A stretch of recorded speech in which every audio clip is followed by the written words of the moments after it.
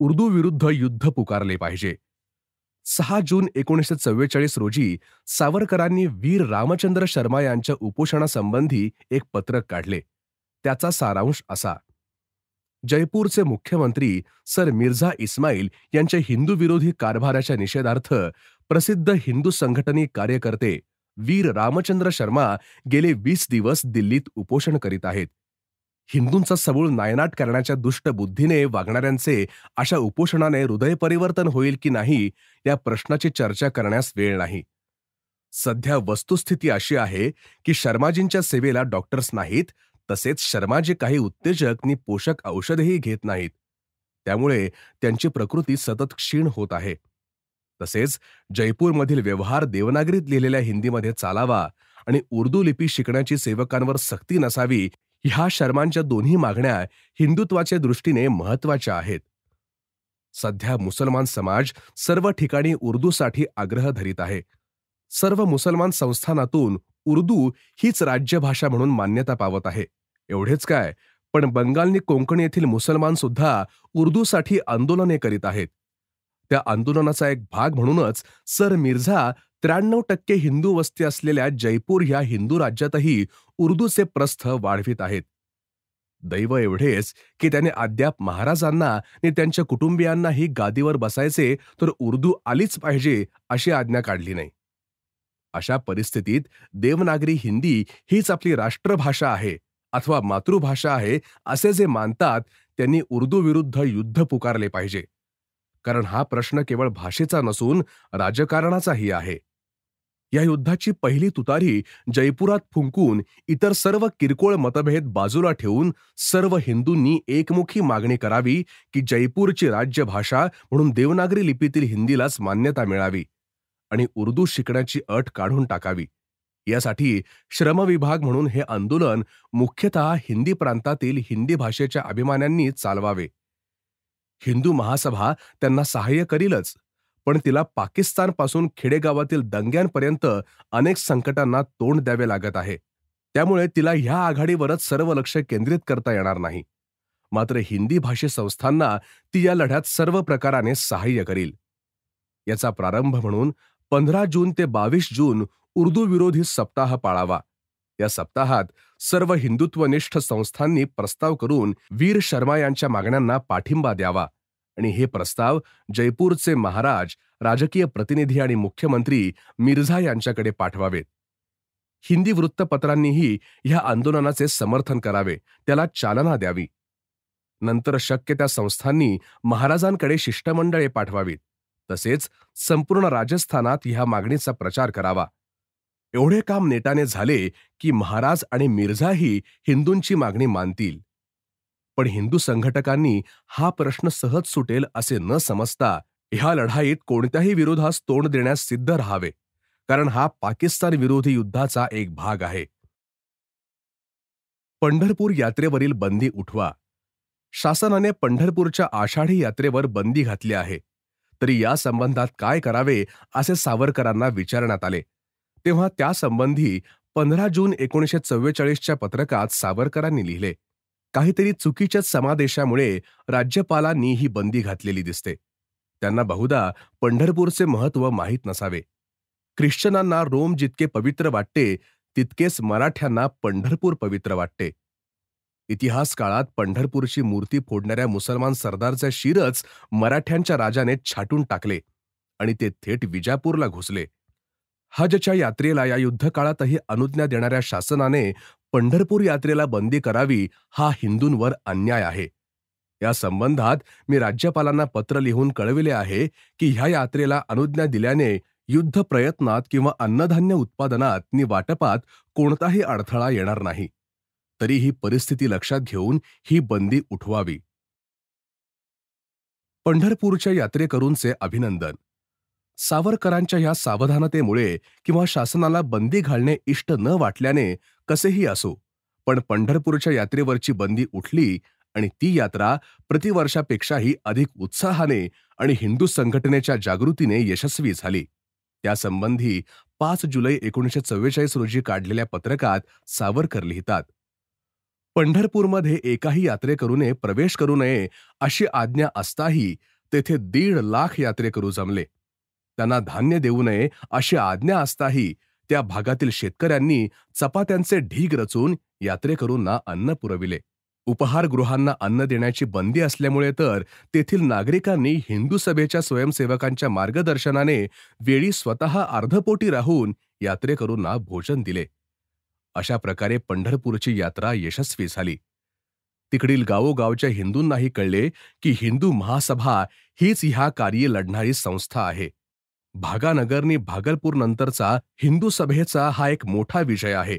यासाठी मी सर्व कार्यकर्त्यांना धन्यवाद देतो. गांधींनी फाळणी स्वीकारली.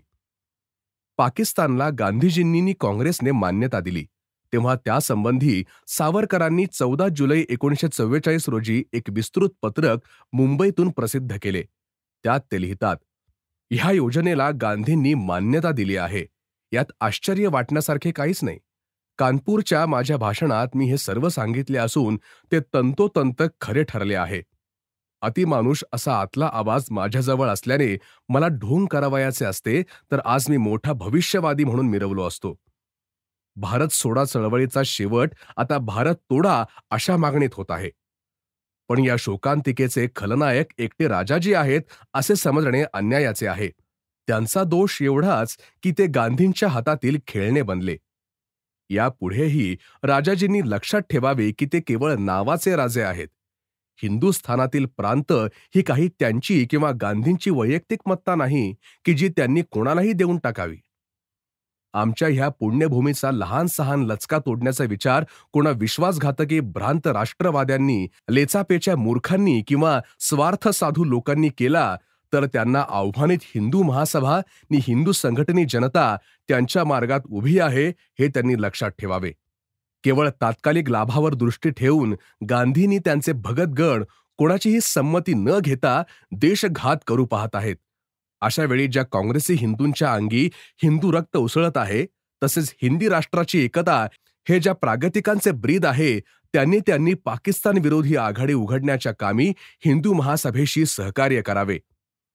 या पाकिस्तान विरोधी मोहिमेची पहिली पायरी म्हणून या महिन्यात ठिकठिकाणी सभा भरवून गांधी राजाजींच्या पाकिस्तानी योजनेस विरोध करणारे ठराव संमत करून ते व्हॉइसरॉयकडे पाठवावेत. आता सर्व संस्थांनी गुळमुळीतपणा सोडून निस्संदिग्ध शब्दात आपले मत व्यक्त करावे आणि आपल्या बाजूला कोण नि विरोधी कोण हेही पाहून घ्यावे आणि ह्या लढ्यासाठी आपले बळ संघटित करावे. हे बळ कसे संघटित करावे यासंबंधी 18 रोजी सावरकरांनी दुसरे एक पत्रक काढले. त्यात त्यांनी लिहिले, कोणाचीही संमती न घेता गांधींनी जिनांना स्वयंनिर्णयाचा अधिकार दिलेला आहे. याविरुद्ध लोकमत जागृत करण्यासाठी सर्व हिंदू सभांनी ऑगस्टचा पहिला सप्ताह अखंड हिंदुस्तान सप्ताह किंवा पाकिस्तान विरोधी सप्ताह म्हणून साजरा करावा. त्यामध्ये 1. प्रत्येक हिंदूने अखंड भारतासाठी लढण्याची प्रतिज्ञा घ्यावी. 2. आपल्या या भागातील विविध पक्षांच्या नेत्यांचा अखंड भारतावर विश्वास असल्याच्या स्वाक्षऱ्या घ्याव्यात आणि त्यांच्या सहीची तशी पत्रके प्रसिद्ध करावीत. 3. माझ्या संपूर्ण पत्रकाचे आपल्या येथील भाषात भाषांतर करून त्याच्या सहस्रावधी प्रती काढून त्या लोकांना द्याव्यात. 4. ह्या संबंधीचे ठरावने स्थानिक पुढाऱ्यांची पत्रके यांच्या प्रती व्हॉइसरॉयकडे पाठवाव्यात. गांधींची मान्यता म्हणजे सर्वांची मान्यता नव्हे. गांधींची जिनांपुढे शरणागती स्वीकारण्याची सिद्धता पाहून 29 जुलै 1944 रोजी सावरकरांनी भारत मंत्री अमेरी आणि अमेरिकेमधील वृत्तसंस्थांना एका पत्रकाद्वारे कळविले. गांधींनी जरी देशविच्छेदनाला संमती दिली असली तरी ती सर्व हिंदूंची संमती समजली जाऊ नये. हिंदूंच्या हितरक्षणासाठी कटिबद्ध असलेल्या हिंदू सभेला तसेच देशातील अन्य अनेक पक्षांना गांधीजींची तडजोड मान्य नाही. कलकत्ता येथील इंडियन असोसिएशनने सुद्धा पाकिस्तानी योजनेचा धिक्कार करून राष्ट्रीय वृत्तीच्या मुसलमान आणि ख्रिश्चनांनीही ही योजना धिक्कारावी असे एक आवाहन केले. राजाजींना उत्तर. पुण्याच्या गाडगिळांप्रमाणेच प्रत्यक्ष राजाजी हेही सावरकरांच्या प्रचाराने उफाळून सावरकरांवर टीका करीत होते. सावरकर भक्तांनी गाडगिळांवर अंडी फेकली तर स्वतः सावरकरांनी 24 ऑगस्ट 1944 रोजी राजाजींना एक तर्कशुद्ध प्रत्युत्तर दिले.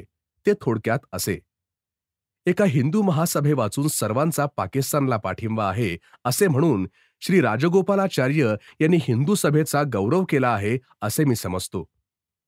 राजाजींनी विषादपूर्ण भाषेत असे उद्गार काढले, ही गोष्ट मात्र ध्यानात घेणे आवश्यक आहे. आपल्या कुटील बुद्धीचा आणि काँग्रेसमधील लाखोपतींच्या द्रव्याचा उपयोग हिंदू महासभेला विकत घेण्यासाठी गेली 3 वर्षे राजाजी करीत आहेत. पण त्यांच्या या प्रयत्नांना यश येणे बाजूलाच राहिले. उलट हिंदू महासभा पाकिस्तान विरुद्ध छातीचा कोट करून धिटाईने उभी राहिलेली दिसते. हे राजाजींचे खरे दुःख आहे. हे पाहूनच की काय, राजाजींचे मस्तक भणाणले असून ते मलाच स्वातंत्र्याचा उपदेश करू लागले आहेत. राजाजी म्हणतात, माझ्या योजनेचा धिक्कार करण्यासाठी सावरकरांनी प्रत्येक हिंदू संघटनवाद्याला उठावणी दिली आहे. पण आज हिंदी संघटनवाद्यांचे ध्येय मुसलमानांविरुद्ध संघटना करणे हे नसून देशाचे स्वातंत्र्य मिळवणे हे आहे. माझ्या लेखनापासून आपल्याला स्वातंत्र्याची स्फूर्ती मिळावी असे पूर्वी प्रकटपणे सांगणारे राजाजी मलाच स्वातंत्र्याचा उपदेश करतात, हे आश्चर्य नव्हे काय? आचार्य कुलात जन्माला आलेल्या राजाजींचे संस्कृत भाषेचे ज्ञान जागृत असेल तर संघटन म्हणजे एकीकरण किंवा दृढीकरण, संघटन म्हणजे विभाजन वा विच्छेदन नव्हे, हे त्यांच्या ध्यानात येईल अशी मला आशा आहे. या अर्थाने पाहिले तर राजाजींना पाहिजे असलेला खरा हिंदी संघटनवादी कोण? अखंड हिंदुस्थानचा पुरस्कर्ता का मुसलमानांना वेगळे राज्य द्यावे असे सांगणारा फाळणीचा पुरस्कर्ता राजाजी? गांधींना गंडवून पाकिस्तान मिळणार नाही. सप्टेंबर 1944 मध्ये गांधीजींना भेटीसंबंधात युनायटेड प्रेसच्या वार्ताहरांशी बोलताना सावरकर म्हणाले, या गांधीजींना भेटीत मला काहीच आश्चर्य वाटत नाही. हिंदूंनी शरणागती सेनी देण्याचे सत्र अविरतपणे आरंभल्यानंतर जर जिनांनी त्या हिंदूंना पेलण्याचा विचार केला नाही तर जिनांमध्ये शहाणपणाचा काहीच अवशेष उरला नाही असेच म्हणावे लागेल. जर देणारा दमत नसेल तर घेणाऱ्याने तरी का दमावे? तलवारीच्या बळाने जे जिंकता येणार नाही ते गांधींना गंडवून मिळवण्याची अपेक्षा मुसलमान करीत आहेत. परंतु खड्गाच्या बळावर हिंदूंना जिंकण्याची त्यांची आशा जशी फोल ठरली तशी ही आशा निष्फळ झाल्या वाचून राहणार नाही. हिंदू सभेने काँग्रेसच्या हातातील बाहुले बनू नये. प्रकृती बिघडल्यामुळे ह्या वर्षी आपले नाव अध्यक्षपदासाठी सुचवले जाऊ नये असे सर्व हिंदू सभा शाखांना निक्षून सांगणारे एक पत्रक सावरकरांनी नोव्हेंबर 1944 मध्ये काढले. त्यात त्यांनी व्यक्त केलेले विचार पुढील प्रमाणे: या 7 वर्षात सतत केलेल्या कामामुळे मीही आता थकलो आहे. या काळात ज्यांनी ज्यांनी मला सहकार्य केले, माझ्यातील दोषांकडे दुर्लक्ष करूनही ज्यांनी मला सहकार्य दिले, त्या सर्वांचे मी मनःपूर्वक पुन्हा एकदा आभार मानतो. या 7 वर्षात आपल्या सर्वांच्या सहकार्याने हिंदू महासभा सतत बलवत्तर बनत गेली आहे. तिने सर्व हिंदू जगतात नवी जागृती निर्माण केली आहे. त्यामुळे काश्मीरमधील हिंदूंच्या दुःखाच्या वेदना मद्रासमधील हिंदूलाही समजू लागल्या आहेत. या 7 वर्षांच्या सतत परिश्रमाने त्या काळात उठलेल्या सर्व वादळांना तोंड देऊन हिंदूंचा एक सबळ पक्ष, हिंदू जातीच्या आकांक्षा निर्भयपणे व्यक्त करणारी संस्था म्हणून हिंदू सभा ओळखली जात आहे. याचेच प्रत्यक्ष प्रत्यंतर म्हणजे गांधीजींशी तडजोड करून देशाचे विभाजन करण्यास प्रवृत्त झाले असता ह्या दोन्ही शक्तीविरुद्ध कोणतीही जरतरची लटपट न करता एक हिंदू सभाच देशाच्या अखंडत्वासाठी ठामपणे उभी राहिली. हिंदू सभा कार्यकर्त्यांच्या सतत प्रचाराने घाबरून जाऊन आज तरी फाळणीवाल्यांनी घाबरून त्यांची बोलणी बंद करून सशाप्रमाणे आपल्या बिळांचा आश्रय घेतला आहे. पण लक्षात ठेवा, ते अनुकूल काळाची वाट पाहत आहेत. अखंड भारताचे संपूर्ण स्वातंत्र्य हे ध्येय साध्य करण्यासाठी संमिश्र मंत्रिमंडळात सहभागी होण्यापासून सशस्त्र क्रांतीपर्यंत योग्य वाटेल तो उपाय प्रतिसहकाराच्या तत्वावर अवलंबिणे. सध्याचा कार्यक्रम म्हणून राजनीतीचे हिंदूकरण आणि हिंदूंचे सैनिकीकरण करणे, या मार्गे हिंदू महासभेचे सामर्थ्य सतत वाढत राहो. अशाच पद्धतीवर दृढ विश्वास ठेवून काँग्रेस अथवा लीग यांच्या हातातील बाहुले न बनता जर हिंदू महासभा हिंदू संघटन करीत राहील तर अपेक्षेपेक्षाही लवकरच्या काळात हे हिंदू राष्ट्र स्वतंत्र नि समर्थ होईल. हिंदी हीच राष्ट्रभाषा करा. 6 नोव्हेंबर 1944 रोजी जयपूरमधील आंदोलनासंबंधी काढलेल्या एका पत्रकात सावरकर लिहितात, सध्या जयपूरचे दिवाण सर मिर्झा हे निरनिराळ्या लोकांकडून स्वतःच्या निपक्षपाती धोरणासंबंधी प्रमाणपत्रे मिळवित आहेत आणि त्यांच्या आवरणाखाली आपले हिंदू विरोधी धोरण झाकण्याचा प्रयत्न करीत आहेत. ती प्रमाणपत्रे पाहूनही मी निश्चितपणे सांगतो की हिंदू महासभेने आजवर सर मिर्झा यांच्यावर केलेले आरोप साधार सत्य आणि न्याय्य आहेत. जयपूर शासनाच्या सेवेत भरती करावयाच्या नवीन सेवकांना एवढेच नव्हे तर प्रत्येक भारतीयाला उर्दू भाषा लिहिता वाचता आलीच पाहिजे असा आग्रह सर मिर्झांनी धरला नाही काय? जयपूर संस्थांच्या नवीन घटनेत त्यांनी मुसलमानांसाठी अधिक राखीव स्थाने दिलेली नाहीत काय? हिंदूंची मंदिरे हलवण्याच्या निषेधार्थ शेकडो हिंदूंनी प्रतिकार केला, हरताळ पाळले आणि बंदिवास भोगला, हे खरे नाही काय? मार्गरुंदीच्या वेळी केवळ हिंदू मंदिरे तेवढी हलवली आणि मुसलमान हे अज्ञानी बंडखोर आहेत हे कारण देऊन मशिदी तेवढ्या राहू दिल्या, हे खरे आहे ना? याचा अर्थ हिंदूंनीही त्यांच्या मंदिर रक्षणासाठी प्रक्षुब्ध व्हावे असा होत नाही काय? पण असे पुरावे देत बसण्यात काही अर्थ उरलेला नाही. सध्या तरी हिंदूंवर नवे अन्याय होऊ नयेत आणि झालेले अन्याय शक्यतो सहकार्याने आणि हिंदूंचा अपमान न होता दूर करून घेणे हेच हिंदू सभेचे मुख्य कार्य आहे. या दृष्टीने तेथील हिंदू संघटकांनी, विशेषतः वीर रामचंद्र शर्मांनी जे प्रभावी आंदोलन केले, तसेच प्राचार्य वी.घ. देशपांडे, रामचंद्र राव आणि बाबाराव खापर्डे यांनी तेथे जाऊन जी पाहणी केली आणि हिंदूंना आश्वासने दिली, त्यामुळे आता कोणीही अधिकारी पूर्वीप्रमाणे हिंदू विरोधी कृत्य करण्यास धजणार नाही. आता प्रथम महाराजांनी लक्ष घालून देवनागरीमध्ये लिहिल्या जाणाऱ्या हिंदीतच राज्याचा कारभार चालेल अशी आज्ञा काढावी. जुने कागद पाहण्यासाठी काही उर्दू जाणणारे ठेवावे. पण आता यापुढे उर्दू बंदी केली की थोड्याच वर्षात उर्दूची आवश्यकताही उरणार नाही आणि असे करणे फारसे कठीण नाही. तुर्कस्तानच्या केमाल पाशाने 5 वर्षात अरबी भाषेचे पार उच्चाटन केले नाही का? त्यापेक्षा जयपूरची राज्यभाषा हिंदी करणे कितीतरी सोपे आहे. कारण येथील 90% लोकांची मातृभाषा हिंदी आहे. यावर सर मिर्झा सांगतील की ते केमाल पाशा नाहीत. यावर उत्तर असे की तशी शक्ती त्यांच्यात नसेल तर त्यांनी त्यागपत्र द्यावे. तसेच सध्याच्या परिस्थितीत हिंदू संस्थानिकांनी आपल्या मुख्यमंत्रीपदी मुसलमानांची नेमणूक करू नये. कारण सर मिर्झा यांनी ही लीगशी लगट चालवलेली नाही का? तसेच ही मागणी प्रभावी करण्यासाठी हिंदूंनी आंदोलने करावीत. हिंदू लोकांनी उर्दू बहिष्काराची प्रतिज्ञा करून सर्वत्र राजस्थानात हिंदी हीच राज्यभाषा करण्याचा निर्धार करावा. हे पत्रकार ढोंगी की अप्रामाणिक? व्हॉइसरॉयशी झालेली सावरकरांची भेट आणि त्यांची पत्रकारांशी झालेली प्रश्नोत्तरे यासंबंधी निरनिराळ्या वृत्तपत्रांनी निरनिराळी वृत्ते छापली. यासंबंधी स्पष्टीकरण करणारे एक पत्रक 1 डिसेंबर 1944 रोजी मुंबई येथून सावरकरांनी प्रसिद्ध केले. त्या पत्रकाचा मतितार्थ असा: माझ्या आणि व्हॉइसरॉयच्या भेटीसंबंधी प्रसिद्ध झालेले वृत्तपत्रांतील सर्व तर्क चुकीचे आहेत.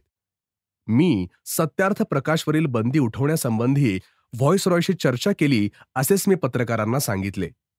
पत्रकारांशी मी जी चर्चा केली तिचा व्हॉइसरॉय भेटीशी काहीही संबंध नव्हता. पत्रकारांच्या प्रश्नांना ती केवळ उत्तरे होती. युद्ध संपेपर्यंत ब्रिटिश सरकार कोणतीही सत्ता भारताला देणार नाही या माझ्या निवेदनावर लिहिताना काही संपादकांनी म्हटले आहे की ही गोष्ट कळायला सावरकरांना इतके दिवस कशाला लागले. असे लिहिणाऱ्या पत्रकारांची मला कीव येते. ते ढोंगी आहेत की अप्रामाणिक आहेत हाच प्रश्न पडतो.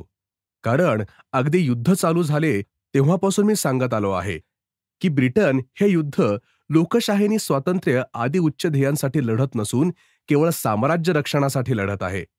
या उलट हे पत्रकार ज्यांची भाटगिरी करतात ते गांधी, नेहरू आणि काँग्रेसचे प्रस्ताव सांगत होते की ब्रिटन हे युद्ध लोकशाही रक्षणासाठी लढत आहे. पुढे याच लोकांनी ब्रिटिशांना चले जाव पण सैन्य येथे राहू द्या असे सांगितले. तेव्हाही मी लगेच सांगितले की ह्या भारत सोडा चळवळीचा अंत तर भारत तोडामध्ये होईल. तेही माझे भविष्य आज दुर्दैवाने खरे ठरत आहे. ह्या उथळ भाबड्या वा बनेल टीकाकारांनी लक्षात ठेवावे की माझी राजकारणातील मूलभूत बुद्धी ही चरखा फिरवून एका वर्षात नव्हे एका महिन्यात स्वराज्याचे स्वप्न पाहणाऱ्या आतल्या आवाजावरील आंधळ्या श्रद्धेसारखी भोंदू नाही. क्रांतीवीर रासबिहारी नि पंडित चंद्रगुप्त यांस श्रद्धांजली.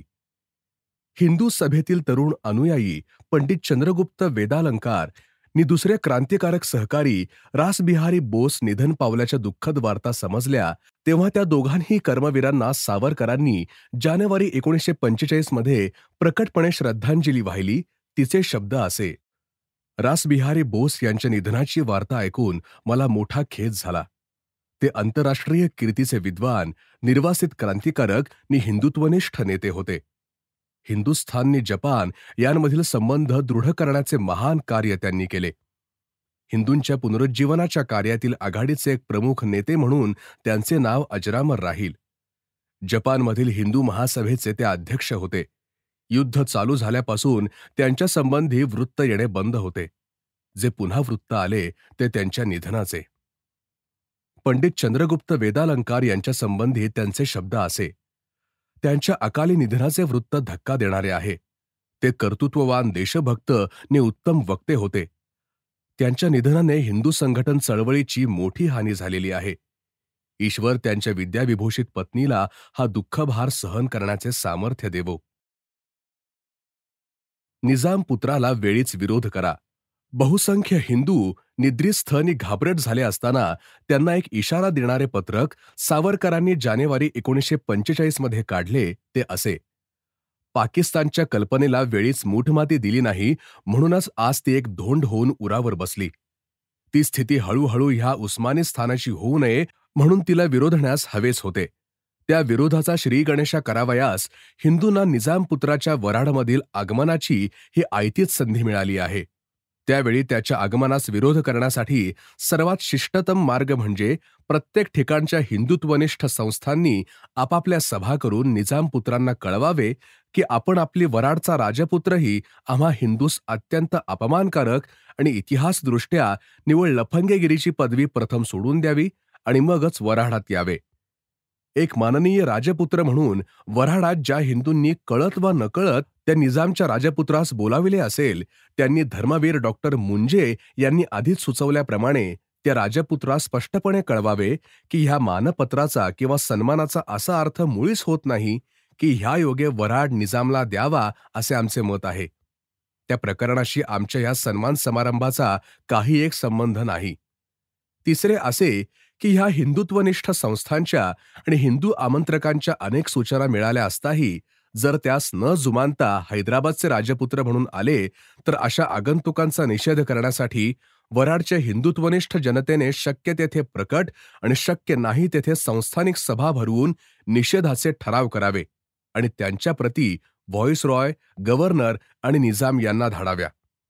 प्रत्येक नगरातून सर्व हिंदुत्वनिष्ठांनी वऱ्हाडभर काळी निशाणे उभारावी. ही निशाणे एखाद्या गावी 2-3 जरी असली तरी देखील आपले विरोध प्रदर्शनाचे कार्य परिणामकारक झाल्या वाचून राहत नाही. शक्य असेल तेथे काळ्या निशाणासहित वऱ्हाडभर निजाम सांगत असलेल्या त्याच्या वऱ्हाडवरील अधिकाराचा निषेध करीत सामुदायिक आणि वैयक्तिक मिरवणुका काढाव्या. सभ्यपणा आणि नैर्बंधिक योग्य कक्षा संभाळून ज्यास जे परवडेल ते त्या मार्गाने हिंदुत्वनिष्ठांनी आपला निषेध प्रदर्शवून त्या दक्षिणेतील पाकिस्तानच्या बेताला हाणून पाडणारे घाव एव्हांपासून घालीत राहावे.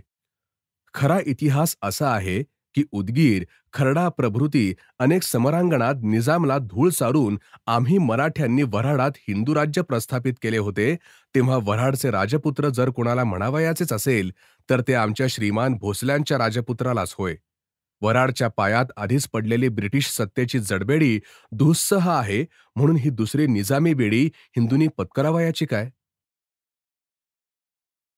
निजामाच्या पत्रकाचा बुरखा फाडला. हिंदू महासभेच्या प्रचाराला उत्तर देण्यासाठी निजामच्या प्रतिनिधीने नागपूर येथे पत्रकारांपुढे असे स्पष्टीकरण केले की दक्षिणेत धर्माधिष्ठित पाकिस्तान स्थापण्याची कल्पनाही निजामाच्या मनात नाही. त्याच्या ह्या निवेदनाला 12 फेब्रुवारी 1945 रोजी सावरकरांनी एका पत्रकाद्वारे तात्काळ जे उत्तर दिले त्यातील महत्वाचा भाग असा: इस्लामच्या मूळ तत्वज्ञानातच दार उल इस्लाम आणि दार उल हरब असे पृथ्वीचे 2 भाग कल्पिलेले आहेत. निजामी राज्याच्याही घटनेत निजाम मुसलमान म्हणून राज्य इस्लामी अशी घोषणा आहे आणि त्याचे प्रत्यंतर तेथील हिंदूंना पदोपदी येत आहे. त्यामुळे नागपूरला पाकिस्तान विरोधी घोषणा करणारा निजामाचा प्रतिनिधी जर प्रामाणिक असेल तर त्याने हिंदूंवर अन्याय करणाऱ्या निजामच्या सेवेतून प्रथम मुक्त व्हावे. नाहीतर त्यांच्या ह्या निवेदनामागे दुसराच हेतू दडलेला आहे असेच म्हणावे लागेल. उदयोन्मुख कार्यकर्त्यांच्या माहितीसाठी हे ठासून सांगावयास हवे की काँग्रेसची स्थापना झाली तेव्हापासूनच मुसलमानांच्या मनात त्यांचे गेलेले अधिराज्य परत मिळवण्याची महत्वाकांक्षा घोळू लागली आहे. यासाठी ब्रिटिशांचे सहाय्य आवश्यक आहे हे त्यांना स्पष्टपणे पटले होते आणि मुसलमानांना भुलवण्याचे सरकारचे संकटही तितके दूर लोटले जात होते. या मुस्लिम महत्वाकांक्षेचे दोन मुख्य आधार होते, ते म्हणजे एक पाकिस्तान आणि दुसरे निजामिस्तान. मुसलमानांची महत्वाकांक्षा लक्षातच न घेतल्याने या गांधीवादी काँग्रेसने हिंदू सभेला जातीय म्हणून झिडकारले आणि देशाची फाळणी करणाऱ्या मुसलमानांना भाई म्हणून कवटाळले. मुसलमानांनीही लोकशाहीच्या नावाखाली सिंध तोडून घेतला आणि आता स्वयंनिर्णयाच्या नावाखाली काँग्रेसकडून पाकिस्तानलाही मान्यता मिळवली आहे. त्यांची लोकशाहीची घोषणा लोकसत्ताक राज्यपद्धतीचा अभिमान बाळगणाऱ्या भ्रांत राष्ट्रवाद्यांना आत्मघातकी औदार्याचा मोह व्हावा यासाठी टाकलेला डाव आहे. दुर्दैवाने लेखणीच्या फटकाऱ्यासरशी 5-6 प्रांत घशात घालणारा हा लोकसत्तेचा मायावी बुरखा इकडे निजामस्थानच्या मुळावरच घाव घालू लागला. ब्रिटिशांशी मैत्री करून वऱ्हाड, आंध्र, तमिळनाडू आणि कर्नाटकचा प्रदेश त्यांच्याकडून घेऊन दख्खनचा सम्राट होण्याची ही निजामाची स्वप्ने या लोकशाहीच्या आणि धार्मिक लोकसंख्येच्या तत्वाने पार नष्ट होणार आहे. कारण या भागात हिंदूंची प्रचंड लोकसंख्या असल्याने लोकशाहीचा आणि मतदानाचा कौल निजामी किंवा इस्लामी राज्याच्या बाजूने लागणे अशक्य आहे. त्यामुळे निजामी राज्याचे छुपे प्रचारक पाकिस्तान विरोधी घोषणा देत असून शेळीचे कातडे पांघरून अनेक लांडगे हिंदूंमध्ये घुसत आहेत. त्यांना माहीत आहे की देशातील अनेक हिंदू सध्या राष्ट्रीय मुसलमानांच्या शोधात असून तसा मुसलमान सापडताच ते त्यांची सांज सकाळ आरती करून त्यांच्याकडे हिंदू हिताचा बळी देण्यास सदैव सिद्ध आहेत. हा हिंदूंचा स्वभाव ओळखून पाकिस्तानी मुसलमानही शेळीचे कातडे पांघरणाऱ्या ह्या राष्ट्रीय लांडग्यांना शिव्याशाप देऊ लागतील. ते ऐकून हे भोळे भाबडे हिंदू ह्या निजामी स्थानाच्या जाळ्यात फसतील. तरी हा धोका टाळण्यासाठी हिंदुत्वनिष्ठांनी जागे राहून निजामस्थानचा हा कपटी डाव उधळून लावला पाहिजे.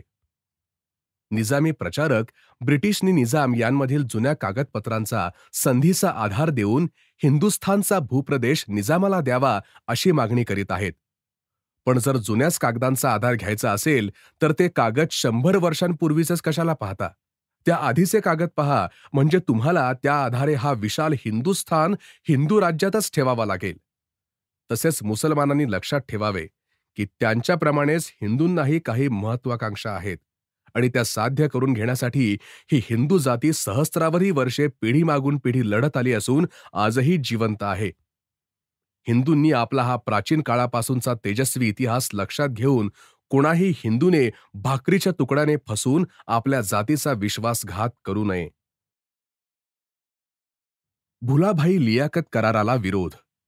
केंद्रीय विधानसभेतील काँग्रेस पक्षाचे नेते श्री भुलाभाई देसाई आणि मुस्लिम लीगचे नेते श्री लियाकत अली यांची संयुक्त आघाडीचीच बोलणी चालू होती. त्यासंबंधी निषेध व्यक्त करणारे एक पत्रक सावरकरांनी 10 मार्च 1945 रोजी काढले. त्यात ते लिहितात, भुलाभाई लियाकत बोलण्याविषयी ज्या वार्ता प्रसिद्ध होत आहेत त्यात काही तथ्य असेल तर त्या योजनेचा निषेध करणे आवश्यक आहे. कारण त्यांच्यामधील संधी हा हिंदू राष्ट्रालाच नव्हे तर भारतीय एकात्मतेलाही अहितकारक आहे. इतके दिवस काँग्रेसवाल्यांनी अधिकारांच्या स्थानावर बहिष्कार टाकला, ती स्थाने घेणाऱ्यांची निंदा केली. आता तेथे जाण्याने निदान ती स्थाने चांगल्या माणसांच्या हाती राहू शकतात हे तत्व त्यांना कळू लागले असेल तर तुमच्या आधी ती स्थाने घेणाऱ्या लोकनेत्यांची कृती तुमच्यापेक्षा अधिक शहाणपणाची आणि न्यायाची ठरत नाहीत काय? याच दृष्टीने मी आजवर जे हिंदू मंत्र्यांना पाठिंबा दिला तेच खऱ्या राष्ट्रीय वृत्तीचे होते हे सिद्ध झाले आहे. काँग्रेसवाल्यांप्रमाणे हिंदुत्वाविषयी संकोचनी लज्जा न बाळगता निर्भीडपणे त्यांचा अभिमान बाळगीत आले आहेत. यामुळे भारतवर्षातील हिंदुत्वनिष्ठांचा पाठिंबा त्यास मिळत राहिल्याने त्यांचे प्रतिनिधित्वही त्यास एक प्रकारे प्राप्त झाले आहे. हिंदू मुस्लिम ऐक्याच्या वेडाने पछाडलेल्या गांधींनी बंदिवासातून सुटताच पाकिस्तानच्या चळवळीला प्रोत्साहन दिले. त्याला हिंदू महासभेने विरोध केला. त्यासाठी अखंड हिंदुस्थान परिषद घेतली. त्या परिषदेत मी पाठिंबा दिलेल्या हिंदू मंत्र्यांनी निर्भयपणे भाग घेऊन पाकिस्तानचा विरोध करणारी भाषणेही केली. हिंदुत्वनिष्ठांचे हे सामर्थ्य पाहून गांधीजीही त्यांचा पाकिस्तानी प्रचार स्थगित करून वर्ध्याला जाऊन स्वस्थ बसले. हिंदुत्वनिष्ठांनी अधिकाराची स्थाने स्वीकारण्याचे जे धोरण अंगीकारले त्याचा कसा परिणाम होतो हे आता काँग्रेसवाल्यांना उमगले आहे. गांधीजींना भेटीच्या वेळी व्हॉइसरॉय कार्यकारी मंडळ भुला खान यांना भेटले असते तर त्यांनी हिंदू मुसलमान नेत्यांच्या संयुक्त स्वाक्षऱ्यांनी पाकिस्तान योजना आम्हाला मान्य आहे असा निर्वाळा देऊन या देशाच्या विच्छेदीकरणास मान्यता दिली असती. त्यावेळेस जे त्यांना जमले नाही ते साध्य करण्यासाठी ही भुला खान योजना पुढे येत आहे. ज्या हिंदूंनी ह्या काँग्रेसवाल्यांना निवडून दिले त्यांचाच घात ते करू पाहत आहेत. 25% लोकसंख्या असणाऱ्या जातीला ते व्हॉइसरॉयच्या कार्यकारी मंडळात 50% स्थाने देत आहेत. हिंदू हिताचा हा होमच नव्हे काय? एवढे पचनी पडताच मुसलमान आणखी मागतीलच. त्यामुळे मुसलमानने ब्रिटिश यांचेच हात या भुलाखान कराराने बळकट होतील. याच दृष्टीने हिंदुत्वनिष्ठांना माझे आवाहन आहे की त्यांनी स्पष्ट घोषणा करावी की राष्ट्रसंघाच्या नियमानुसारच मुसलमानांना त्यांच्या 22% लोकसंख्येच्या प्रमाणापेक्षा कोणत्याही क्षेत्रात एकही स्थान अधिक मिळणार नाही. भुला खान कराराने मुसलमानांना अशी अधिक स्थाने दिली जाणार असल्याने त्यांच्या मंत्रिमंडळापेक्षा सध्याच्या हिंदू मंत्र्यांच्या हातातच हिंदू हित अधिक सुरक्षित आहे. तेव्हा कोणाचा काही करार झाला म्हणून सध्याचे कार्यकारी मंडळ पालटणे उचित होणार नाही. वेवेल योजनेचा धोका आधीच ओळखा. भारतीय जनतेत आणि सैन्यात स्वातंत्र्याची आकांक्षा प्रज्वलित होत होती. त्यामुळे विजयी इंग्लंडलाही भारताला काही अधिकार देणे आवश्यक वाटत होते. या दृष्टीने भारताचे व्हॉइसरॉय लॉर्ड वेवेल स्वतः इंग्लंडला जाऊन परत आले. ते काहीतरी नवीन योजना घेऊन आले होते. ही योजना पूर्णपणे प्रकट झाली नव्हती. अशा परिस्थितीत 8 जून 1945 रोजी सर्व हिंदुत्वनिष्ठांना त्या योजनेसंबंधी पूर्वसूचना देणारे एक अत्यंत महत्त्वाचे पत्रक सावरकरांनी काढले. ते पत्रक असे: 1. काँग्रेस लीग तडजोडीच्या भूमिकेवरून या देशाच्या सरकारात करण्यात आलेले कोणतेही पालट केवळ त्या तडजोडीवर आधारलेले आहेत म्हणून न्याय्य आणि समर्थनीय ठरणार नाहीत आणि ते हिंदूंना मान्य होणार नाहीत. लीग ही कदाचित मुसलमानांची प्रतिनिधी असेल, पण काँग्रेस ही हिंदूंची प्रतिनिधी नाही ही गोष्ट तिने स्वतः अनेकदा सांगितली आहे. हिंदूंच्या हितसंबंधाचे रक्षण ती कधी करणार नाही. इतकेच नव्हे तर तिने आत्तापर्यंत अनेकदा ते हितसंबंध धाब्यावर बसविले आहेत. भुलाभाई लियाकत संधी, गांधी राजाजीची पाकिस्तानी योजना या सर्व घटनांच्या वेळी ते सिद्ध झालेले आहे आणि पुन्हा ते होणे असंभवनीय नाही. काँग्रेस ही दुबळ्या आणि ढोंगी राष्ट्रवादी म्हणून घेणाऱ्या गटाची प्रतिनिधी आहे. हिंदूंची ती प्रतिनिधी नाही. या देशात 75% हिंदू असून राज्यशासन यंत्राचा ते पायाच आहेत. त्यांच्या हितसंबंधाचे रक्षण करणारी हिंदू महासभा हीच एक संघटना आहे. म्हणून तिची आधी संमती घेतल्या वाचून व्हॉइसरॉयने केवळ काँग्रेस लीग करारावर आधारलेले कोणतेही हंगामी व दीर्घकालीन पालट या देशाच्या सध्याच्या मध्यवर्ती शासन योजनेत करू नयेत. कोणत्याही पालटात हिंदूंना त्यांच्या लोकसंख्येच्या प्रमाणात प्रतिनिधित्व मिळालेच पाहिजे. हिंदू महासभा हीच राष्ट्रीयत्व आणि लोकशाहीच्या तत्वांना हरताळ न फासता हिंदूंच्या हितसंबंधाचे रक्षण करणारी एकमेव संघटना आहे. 2.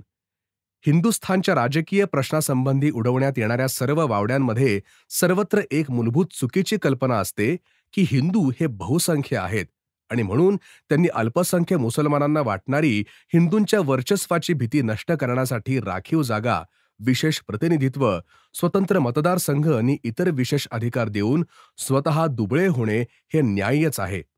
आमचा असा ठाम आग्रह आहे की बहुसंख्य हिंदूंवर किंवा अन्य कोठेही कोणत्याच बहुसंख्यकांवर असे अल्पसंख्यकांना संतुष्ट करण्याचे नैतिक बंधन नाही. मुसलमानांना स्वतः अथवा दुसऱ्याच्या सहाय्याने हिंदूंवर मात करता येईल अशा तऱ्हेचे स्थान निर्माण करून देणे हा अन्यायाचा कळस होईल. अल्पसंख्यकांच्या अशा मागण्यांना किंवा कोणत्याही अशा घटनात्मक उपायांचा राष्ट्रसंघाने तीव्र शब्दात निषेध केला आहे. हिंदू बहुसंख्य आहेत हा काही त्यांचा अपराध नव्हे. तेवढ्यासाठी त्यांनी अंगाला भस्म चरचून संन्यास घ्यावा आणि आपले जन्मजात अधिकार घालवावेत असे कोणास म्हणता येणार नाही. जगात सर्वत्र अस्तित्वासाठी चालू असणाऱ्या झगड्यात हिंदू हे टिकून राहिले आहेत आणि त्यांनी आपले बहुसंख्यत्व टिकवले आहे, यावरून त्यांच्यातील जिवंतपणा स्पष्ट होत आहे. मुसलमानांनी महद बिन कासमनी त्यानंतरचे औरंगजेब यांच्याकरवी हिंदुत्व नष्ट करण्यासाठी पराकाष्ठेने प्रयत्न करूनही ते या देशात अल्पसंख्य राहिले, यात काही त्यांचा हिंदूच्यावर उपकार नाही.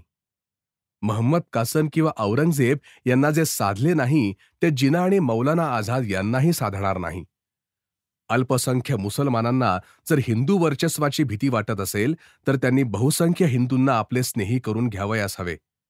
मातृभूमीनी मध्यवर्ती सरकार यांच्याशी एकनिष्ठ राहून त्यांना हा स्नेह संपादन करता येईल. हिंदू स्वतः कोणत्याही घटनेत सर्वांना समान नागरिकत्वाचे मूलभूत अधिकार, सर्वांना समान धार्मिक स्वातंत्र्य, सामाजिक आणि नैबंधिक समानता यांचा समावेश करण्यास सिद्धच असतात. राष्ट्रसंघाने मान्य केलेली तत्वे हिंदूंनीही मानलेली आहेत. 3. वरील सर्व गोष्टींचा विचार केला म्हणजे कोणत्याही घटनात्मक पालटाचा न्याय पाया म्हणजे लोकसंख्येच्या प्रमाणात प्रतिनिधित्व देणे हाच होय. या पायावर आधारलेली नाही अशी कोणतीही घटना असेल तर तिला सर्व राष्ट्रभक्त हिंदूंनी कसून विरोध केला पाहिजे. प्रांतांना फुटून निघण्याचे तोतया स्वातंत्र्य देणाऱ्या कोणत्याही फाळणीच्या योजनेचा हिंदूंनी कडक प्रतिकार केला पाहिजे. एखाद्या राष्ट्राला आणि त्या देशाच्या घटनात्मक सरकारला स्वयंनिर्णय देणे हे समर्थनीय ठरेल, पण एखाद्या जिल्ह्याला, प्रांताला, गावाला व गल्लीबोळाला असला स्वयंनिर्णय देणे याच्या इतका मूर्खपणा दुसरा नाही. प्रांत हा शब्दच असे स्पष्ट दाखवितो की तो प्रांत हा दुसऱ्या एका राष्ट्राच्या आणि देशाच्या अवयवासारखा आहे, म्हणून त्याला स्वयंनिर्णयाच्या नावाखाली फुटण्याची सवलत देणे हे चूक आहे.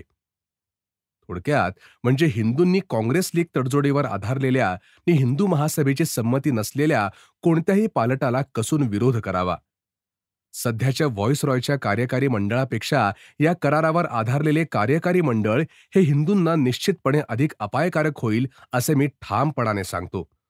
काँग्रेसचा सर्वच कार्यक्रम हा लीगप्रमाणे हिंदूविरोधी असा आहे, म्हणून त्या दोघांच्या हाती संयुक्त राज्यकारभार करण्याची सत्ता दिली तर हिंदुत्वाच्या दृष्टीने ती अत्यंत तापदायक होईल, याविषयी तिळमात्र शंका नको. हिंदू संघटनवाद्यांनी तरी अशा घटनेला वा कराराला प्रतिकार केला पाहिजे. जे अटळ होईल ते भोगलेच पाहिजे. त्याचा बदल घेण्यासाठी अनुकूल काळ येण्याची वाट पाहिली पाहिजे. पण हिंदुत्वनिष्ठांनी तरी अशा आत्मघातकी योजनेवर स्वमताने स्वाक्षरी करता कामा नये. शरद बोस यांचीही सुटका करा. ब्रिटिशांच्या मनात काँग्रेसी नेत्यांविषयी प्रेम नि विश्वास होता. मध्यंतरी थोडी उर्मट बनलेली काँग्रेस आता सरळ मार्गावर आली होती आणि परिस्थितीही पालटली होती. म्हणून 1 जूनला व्हॉइसरॉयने काँग्रेसच्या कार्यकारी मंडळाची बंदीगृहातून सुटका केली. ते वृत्त समजताच 16 जून 1945 रोजी सावरकरांनी जे पत्रक काढले ते असे: अलीकडेच मुक्त झालेल्या काँग्रेस नेत्यांचे मी अभिनंदन करतो. त्यांनी देशप्रेमाने आणि धैर्याने जे कष्ट भोगले त्याविषयी सारे राष्ट्र त्यांचे ऋणी आहे. सर्व देशात शांतता आणि विश्वास उत्पन्न करणे हा या सुटकेमागील उद्देश असल्याने शासन सांगत असता त्याने केवळ काँग्रेस कार्यकारिणीच्या नेत्यांचीच तेवढी सुटका का केली? वास्तविक राजकारणासाठी बंदीगृहात ठेवलेल्या सर्वांचीच सुटका करणे योग्य होते. त्यातही भावी घटना बनवण्याच्या दृष्टीने सुयोग्य असलेले आणि लोकजागृती करू शकणारे तसेच बंदीगृहात आजारी असलेले श्री शरदचंद्र बोस यांची तरी या नेत्यांसमवेत सुटका करणे आवश्यक होते. वेवेल योजनेविरुद्धचा लढा यशस्वी. फ्री हिंदुस्थान या इंग्रजी साप्ताहिकाच्या पहिल्याच अंकात हिंदू महासभेने वेवेल योजनेच्या विरुद्ध देशभर जे आंदोलन केले त्याचे वर्णन आहे. पुढे ती योजना बारगळली तेव्हा 25 जुलै 1945 रोजी त्यासंबंधी काढलेल्या पत्रकात सावरकर लिहितात: उत्तम झाले. हिंदू संघटनवाद्यांनो, तुम्ही संपूर्ण भारतात वेवेल योजनेविरुद्ध अखिल हिंदूंच्या निषेधाचे चांगले प्रदर्शन केलेत. हाती आलेल्या प्रतिवृत्तावरून दिसते की केवळ तुम्हीच नव्हे तर तुमच्या ह्या आंदोलनात काँग्रेसमधील काही हिंदूही सहभागी होते. हिंदू महासभेचा विचार घेतल्या वाचून आपण काहीही करू शकू असा सरकारचा आणि काही काँग्रेस नेत्यांचा असलेला भ्रम तुमच्या ह्या आंदोलनाने दूर झाला आहे. वेवेल योजनेविरुद्ध ठिकठिकाणी सभा झाल्या, फेऱ्या निघाल्या, हरताळ पाळले गेले आणि लक्षावधी लोकांनी ह्या निषेध पत्रकांवर सह्याही केल्या आहेत. ह्या चर्चेसाठी शासनाने निवडलेल्या थंड आणि एकांत अशा सिमल्यातही हिंदू संघटकांनी उष्ण वातावरण निर्माण केले. तेथे जाऊन हिंदू संघटने कार्यकर्त्यांनी काँग्रेस नेत्यांचे हात पकडून त्यांना त्या घातक करारावर सही करण्यापासून परावृत्त केले. शिया, अहरार, मोमीन, मजलिस आदींनी मुस्लिम लीग त्यांची प्रतिनिधी नाही असे सांगितले, तर हिंदू महासभेने बजावले की काँग्रेस ही सर्व हिंदूंची प्रतिनिधी नाही. त्यामुळे व्हॉइसरॉयनाही शेवटी सांगावे लागले की काँग्रेस संस्था ही केवळ तिच्या सदस्यांची प्रतिनिधी आहे. त्यांचे हे मत सत्य, तर्कशुद्ध नि वस्तुस्थिती निदर्शक आहे. हिंदू संघटकांनो, तुमच्या आंदोलनामुळे हे सत्य मान्य झाले आहे. पण आता एवढ्यावरच न थांबता निवडणुकीच्या क्षेत्रातही याच सामर्थ्याने आणि नेटाने आपण लढले पाहिजे. श्रीखंडाची परीक्षा ते खाल्ल्यानेच कळते. जर प्रत्येक हिंदूने हिंदू संघटने इच्छुकालाच मत दिले तर केवळ काँग्रेसच्या मतपेटीचाच तळ उखडला जाईल असे नव्हे, तर हिंदू विरोधी नि राष्ट्रघातकी काँग्रेसच तळापासून उखडली जाईल नि त्यांना हिंदू अधिकारांशी खेळ करण्याचा अधिकारही राहणार नाही. तरी हिंदूंनो, हिंदू संघटने इच्छुकालाच मते द्या नि काँग्रेसला कधीही मत देऊ नका. हिंदू राष्ट्र की जय. हिंदू महासभेत अहिंदूंना प्रवेश नसावा. या देशात जे काही थोडे बहुत मुसलमान नि ख्रिश्चन राष्ट्रीय वृत्तीचे आहेत, त्यापैकी ज्यांना हिंदू सभेची तत्वे पटतात त्यांना हिंदू महासभेत प्रवेश द्यावा. त्यांना निदान हिंदू महासभेच्या राजकीय नि आर्थिक समित्यातून प्रवेश द्यावा, अशा सूचना दिल्लीत काही अतिसहिष्णू नि सद्गुणी लोक मांडत होते. तसा प्रचारही चालविला होता आणि तसा प्रस्ताव दिल्लीला भरणाऱ्या कार्यकारिणीच्या आणि महासमितीच्या सभेत मांडावा असा प्रयत्नही चालू होता. सावरकरांना त्यासंबंधी विचारण्यात आले तेव्हा त्यांनी ऑगस्ट 1945 मध्ये एका प्रकट पत्रकाद्वारे उत्तर दिले, ते पुढील प्रमाणे: हिंदू महासभेच्या केवळ आर्थिक व राजकीय आघाडीतही अहिंदूंना प्रवेश देणे हे शेवटी हिंदू एकात्मतेला घातक ठरेल. कारण सध्या या देशातील प्रत्येक राजकीय प्रश्न हा धार्मिक व सांस्कृतिक असून प्रत्येक धार्मिक नि सांस्कृतिक प्रश्न राजकारणाशी गुंतलेला आहे. शुद्धी ही धार्मिक असली तरी राजकीय आहे आणि पाकिस्तानचा प्रश्न हा राजकीय आहे असे भासवले जात असले तरी तो धार्मिक आहे. हिंदू महासभा मंदिरात राजकीय शिवाची पूजा करण्यासाठी केवळ हिंदूच प्रवेश करू शकतात. त्या मंदिराची आपण मशीद वा मंडई करू नये. अशा चुकीने हिंदू आपले स्वत्व गमावतील आणि काँग्रेसप्रमाणे हिंदू सभेचाही अधःपात होईल. हिंदू हिताकडे दुर्लक्ष न करता आपण दुसऱ्या एखाद्या अहिंदू राष्ट्रवादी लोकांना प्रवेश असणाऱ्या राजकीय आघाडीत एका गटाने निवडणुकीसाठी आवश्यक तर सहकार्य करावे. पण ज्या ठिकाणी कोणीही अहिंदू अधिकाराने प्रवेश करू शकणार नाही अशी एखादी स्वतंत्र हिंदू संघटना असलीच पाहिजे. जेथे आपण हिंदू म्हणून एकत्र येऊन हिंदू हितासाठी विचारविनिमय, योजना, संघटनाने कार्यक्रम आखू शकू. नाहीतर एखाद्या दिवशी एखादा मुसलमानही हिंदू सभेचा अध्यक्ष होईल. जोवर या हिंदुस्थानात केवळ मुसलमान, ख्रिश्चन व पारशी यांच्या संस्था आहेत, तोवर तरी केवळ हिंदूंसाठी अशी एक तरी हिंदू संस्था हवी. याच हेतूने हिंदू महासभा स्थापन झाली, वाढविली आणि हिंदू एकात्मता आणि शक्ती यांचे केंद्र बनली. केवळ शासनातील काही अधिकारपदांच्या फसव्या मोहाने हे स्मृती मंदिर भग्न करू नका. हिंदू महासभा हीच हिंदुस्थानची राष्ट्रीय संसद करण्याची एक महत्वाकांक्षा आपण पुढील पिढीपुढे ठेवा. हिंदी हवी, उर्दू नको. गुंडगिरीला गुंडगिरीनेच उत्तर द्यावे. जशास तसे, ठोसास ठोसा हे सावरकरवादी विचारसरणीचे एक सूत्रच होते. तसेच युक्तिवाद आणि राष्ट्रनिष्ठ प्रवृत्ती चेतविणे हेही या वादाचे मुख्य सूत्र होते. त्याचे प्रत्यंतर सावरकरांनी 20 सप्टेंबर 1945 रोजी काढलेल्या एका प्रकट पत्रकात पाहावयास मिळते. या पत्रकात हिंदीनी उर्दू संबंधीची महत्वाची मते मांडलेली आहेत. ते समग्र पत्रक असे: 25 वर्षांपूर्वी मला राजबंदी या नात्याने अंदमानातून रत्नागिरीला आणण्यात आले. त्यावेळेपासूनच उर्दू ही भाषा आमच्यावर राष्ट्रभाषा म्हणून लादली जाणार अशी भीती वाटू लागली होती. स्वतः गांधीजी सुद्धा या अतिनिंद्य कटात मुसलमानांशी स्वेच्छेने सहकार्य करणार हेही मला माहीत होते. ह्या खोडसाळ प्रचारास वेळीच पायबंद घालण्यासाठी मी नि माझ्या सहकाऱ्यांनी उर्दू शब्दांचे उच्चाटन करण्याची मोहीम सुरू केली. आणि आरंभीचे कार्य म्हणून मराठीतील उर्दू शब्दांचे उच्चाटन करण्याचे आंदोलन हाती घेतले. जरी मराठीतील उर्दू शब्दांचे प्राबल्य उत्तरेकडील भाषांच्या मानाने अल्प होते, हिंदूंना ह्या गोष्टींची गंधवार्ताही नव्हती.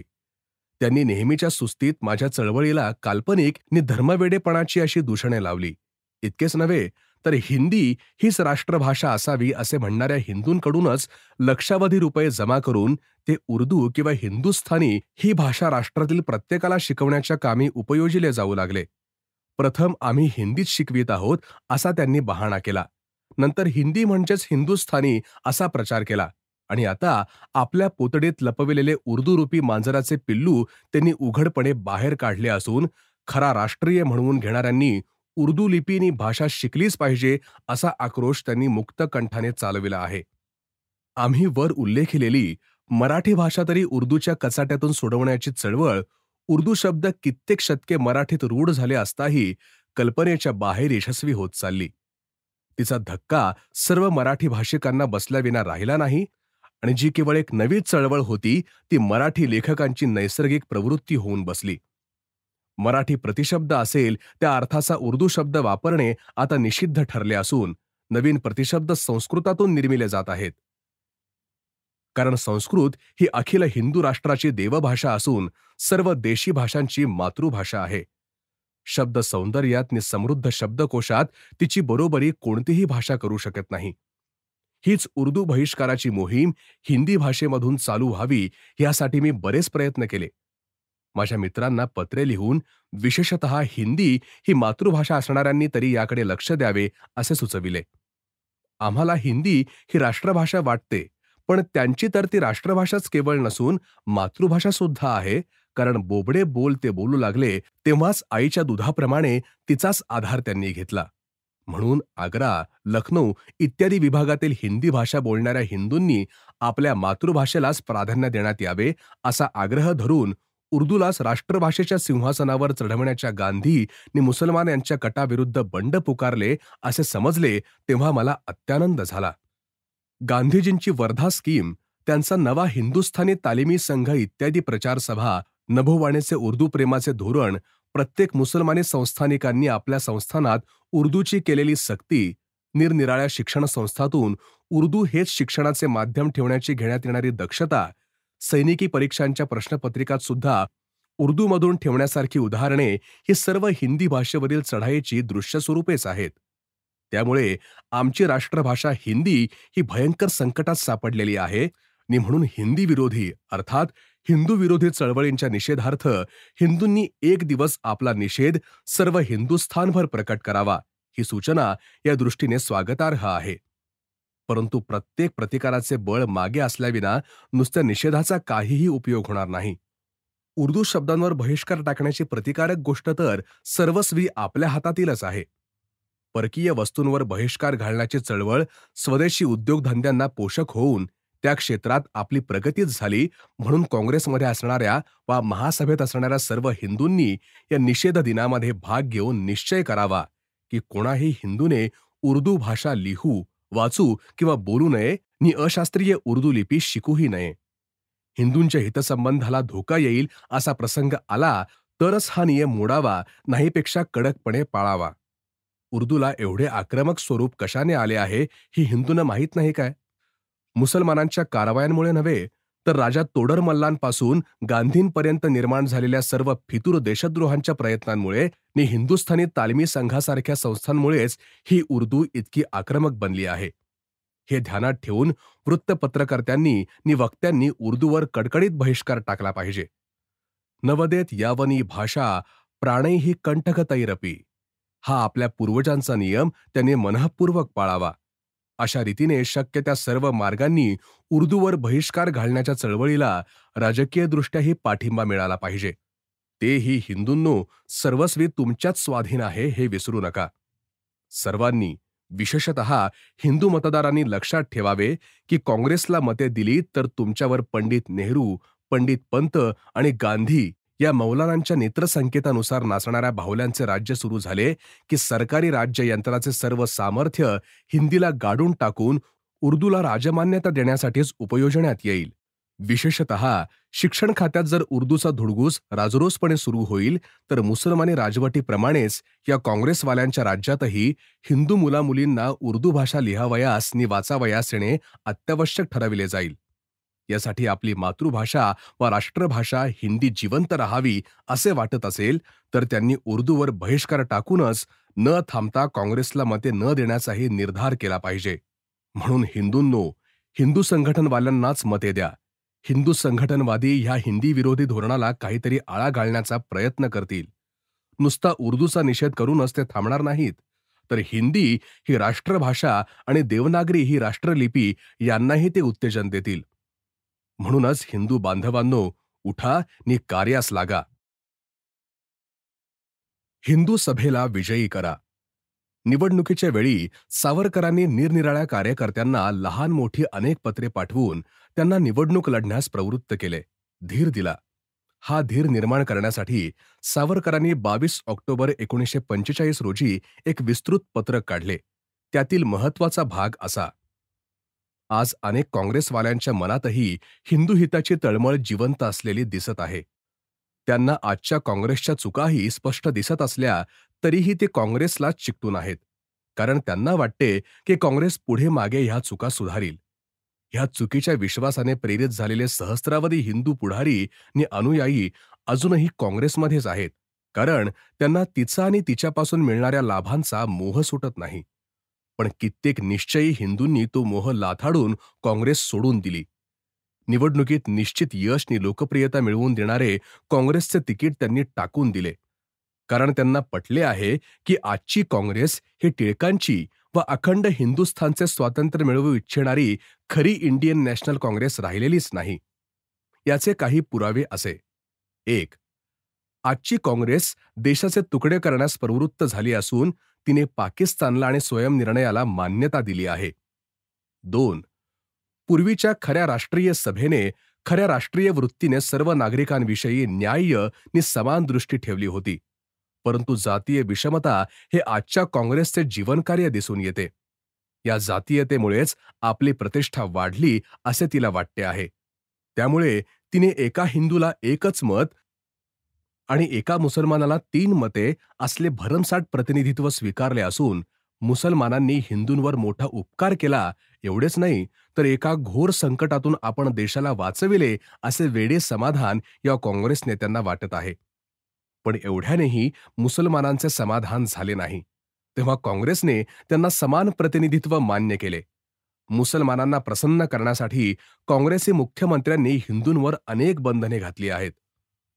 मुसलमानांच्या राष्ट्रद्रोहाचे पारितोषिक म्हणून आजची काँग्रेस त्यांना अधिकार देत आहे आणि हिंदू समाज नित्याचा लुळा पांगळा करून ठेवण्याच्या मागे असलेल्या कृतघ्नांना हिंदू हेच या राष्ट्रात बहुसंख्य असून त्यांनीच काँग्रेसला पुष्टी आणली आहे याचेही स्मरण आजच्या काँग्रेसला उरलेले नाही. तरी काँग्रेसमधील हिंदुत्वनिष्ठांनो, माझी स्वतःची विनंती अशी की तुम्ही आपल्या सत्सद विवेक बुद्धीची आज्ञा पाळून काँग्रेसमधून बाहेर पडा आणि हिंदू संघटकांना येऊन मिळा. येत्या निवडणुकीस फारच महत्त्व आलेले आहे, कारण जे जे हिंदू आता निवडले जातील त्यांनाच घटना समितीत स्थान मिळेल आणि काँग्रेस हिंदूस निवडून गेले तर त्यांचे मत तेच बहुसंख्य हिंदूंचे मत असे गृहीत धरले जाईल. पण निवडणुकीत हिंदू सभा आणि हिंदू संघटक पक्ष विजयी झाला आणि प्रभावी अल्पसंख्य पक्ष म्हणून गणनेइतके जरी त्यास मताधिक्य लाभले तरी पूर्ण हिंदुत्वाच्या भूमिकेवरून त्याला या अनिष्ट प्रकारांना आळा घालता येईल. आणि काँग्रेसने लीग यांनी काहीही ठरवले, पाकिस्तान व समप्रतिनिधित्व मान्य केले तरी ते हिंदू जनतेवर बंधनकारक नाही एवढे तरी जगास माहिती होईल. मग काँग्रेस ही केवळ स्वतःचीच प्रतिनिधी राहील. इतर कोणाच्या प्रतिनिधित्वावर तिला अधिकार सांगता येणार नाही.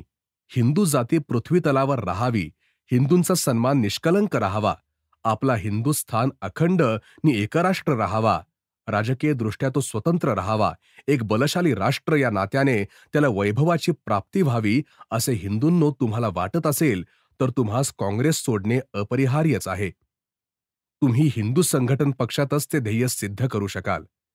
हिंदू महासभा ही एकच संस्था या सर्व अहिंदू शक्तींशी अविरतपणे झुंजत आहे. तिच्या ध्वजाखालीच सर्व हिंदूंनी गोळा झाले पाहिजे. जर तुम्हास ते करता येत नसेल तर निदान आपले मत तरी तुम्ही हिंदू सभावाद्यांनाच अचूकपणे दिले पाहिजे, कारण तेच हिंदू हिताचे रक्षण करण्यास सिद्ध आहेत. काँग्रेसला कोणाही हिंदूने चुकून सुद्धा मत देता कामा नये. अखिल हिंदूंच्या विजयध्वजाच्या भोवताली जमून आम्ही एकाकी झुंजत आहोत. मानवी प्रयत्नांची परिसीमा आम्ही करीत आहोत. गेल्याच आठवड्यात 9 वर्षांचा हिंदू बालक त्याच्या कट्टर हिंदुत्व निष्ठेसाठी ठार केला गेला. त्याचा अपराध हाच की तो राष्ट्रीय स्वयंसेवक संघाचा सदस्य होता. दरवर्षी हिंदू मंदिराच्या रक्षणार्थ नि हिंदू स्त्रियांच्या पावित्र्याच्या संरक्षणासाठी दंगेखोर मुसलमानांच्या अत्याचारांनी कितीतरी हिंदू प्राणास मुकत आहेत. तरी काँग्रेसमधील हिंदूंनो, तुम्ही महासभेस सहाय्य करून आमच्या कार्याची त्वरित सिद्धी मिळण्यासाठी आम्हास येऊन मिळणार का नाही? लक्षात ठेवा की आम्ही अल्पसंख्य हिंदू हितार्थ झगडत असताना जर आमचा पराजय झाला तर त्याचा दोष आमच्यावर येणार नसून तुम्हीच त्या पापाचे धनी व्हाल. अल्पसंख्य झुंजारांना नव्हे तर त्यांचे कार्य पाहत राहून त्यांना सहाय्य न देणाऱ्या कोट्यावधी हिंदू जनतेलाच त्या पापाचा कलंक येऊन चिकटेल. कारण हिंदू ध्वज निष्कलंक राखण्यासाठी तुम्ही काहीच हालचाल केली नाहीत तर त्याचा एकच परिणाम होईल, तो म्हणजे हिंदुस्थान हा हिंदुस्थान न राहता तो पाकिस्तान होईल. निराशाजनक परिस्थितीतही मी आशा बाळगतो की माझ्या या हाकेस हिंदू जनता ओ देईल. कोणताही प्रामाणिक हिंदू यापुढे काँग्रेसमध्ये राहू शकणार नाही किंवा खरा हिंदू महासभेला किंवा हिंदू संघटन पक्षाला मत दिल्याविना राहणार नाही. जर कुणाला तसे करता आले नाही तर त्याने अजिबात मतच देऊ नये, तटस्थ राहावे. पण खऱ्या हिंदूने आपले मत काँग्रेसला मुळीच देऊ नये. डॉक्टर मुखर्जींनाच मते द्या. डॉक्टर मुखर्जी यांनी निवडणूक लढवण्याचे ठरवले तेव्हा त्यांना पाठिंबा देण्यासाठी बंगालच्या हिंदू मतदारांना आवाहन करणारी एक तार सावरकरांनी 16 नोव्हेंबर 1945 रोजी प्रकटपणे पाठवली. ती अशी: काँग्रेस विरुद्ध लढण्याचे धैर्य आपण दाखवले याविषयी अभिनंदन. बंगालच्या हिंदूंनो, हिंदू महासभेचे अध्यक्ष डॉक्टर श्यामप्रसाद मुखर्जी यांनीही निवडणूक लढवण्याचा निर्णय घेऊन आपले कर्तव्य बजावले आहे. आता बंगाली हिंदूंनो, तुम्ही आपले कर्तव्य पार पाडा. लक्षात ठेवा, जर हिंदूंनी काँग्रेसला विजयी केले तर ती हिंदूंची अधिकृत प्रतिनिधी ठरेल आणि ती काँग्रेस स्वातंत्र्य मिळवण्याच्या आशेने निश्चितपणे फाळणीला आणि मुसलमानांच्या समान प्रतिनिधित्वाच्या मागणीला पाठिंबा देईल. तरी हा धोका ओळखून हिंदूंनो, तुम्ही डॉक्टर मुखर्जींसारख्या योग्य नेत्याला आपली मते द्या. काँग्रेसचे आव्हान स्वीकारा आणि ही निवडणूक लढवा. समजा ही निवडणूक हिंदू महासभा हारली तरीही आपण निश्चितपणे सांगू शकू की काँग्रेस स्वतःला हिंदू संस्था म्हणून घेत नसल्याने ती हिंदूंचे प्रतिनिधित्व करूच शकत नाही. दैनिक अग्रणीला सहाय्य करा. सावरकरांच्या गुप्त आणि प्रकट मार्गदर्शनाप्रमाणे पकडले न जाता सूर्याला सूर्याने, आगीला आगीने उत्तर देणारे हिंदुत्वनिष्ठ कार्यकर्ते ठिकठिकाणी लढत होते. अशा लोकांना उत्साह देण्याचे प्रकट कार्य सुद्धा सावरकरनिष्ठ वृत्तपत्रे करीत होती. त्यामुळे शासनाने त्या वृत्तपत्रकांहून प्रतिभू मागितले. अग्रणी हिंदू राष्ट्र या दैनिकाकडून शासनाने 6 सहस्त्र रुपये प्रतिभू म्हणून मागितले. सुरू होऊन 1 वर्षाच्या आतच त्या दैनिकावर हे संकट कोसळले. ह्या संकट निवारणासाठी अग्रणीने निधीसाठी आवाहन केले. त्या आवाहनाला पाठिंबा देणाऱ्या ऑक्टोबर 1946च्या पत्रकात सावरकर लिहितात: हिंदू राष्ट्राच्या संरक्षणाचे नि अभ्युदयाचे कंकण बांधून एकनिष्ठ बाणेदारपणाने मागे श्रद्धानंदाने जी अमूल्य कामगिरी बजावली, त्यानंतर तितक्याच एकनिष्ठ बाणेदारपणाने ते कार्य आज दैनिक अग्रणी करीत आहे.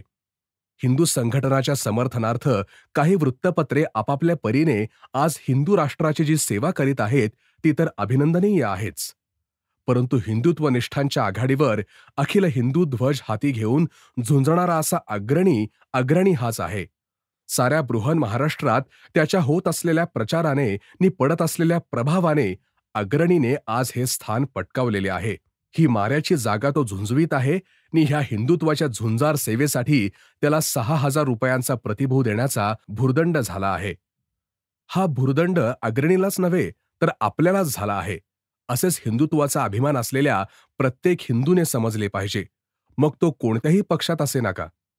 त्यातही वृत्तपत्र स्वातंत्र्याचा प्रश्न या प्रकरणात अनुस्यूत असल्यामुळे प्रत्येक नागरिकानेही या कार्yi अग्रणीला सहाय्य केले पाहिजे.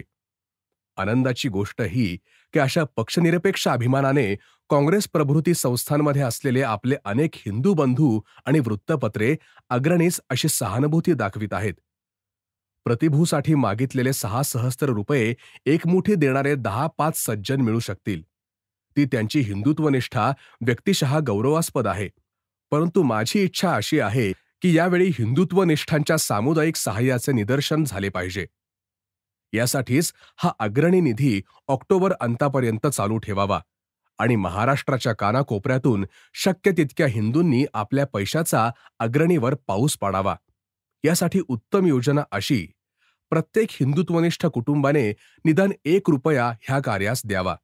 केवळ हा एक महिना बोलपट म्हणून त्या कुटुंबाने पहावयाचा नाही.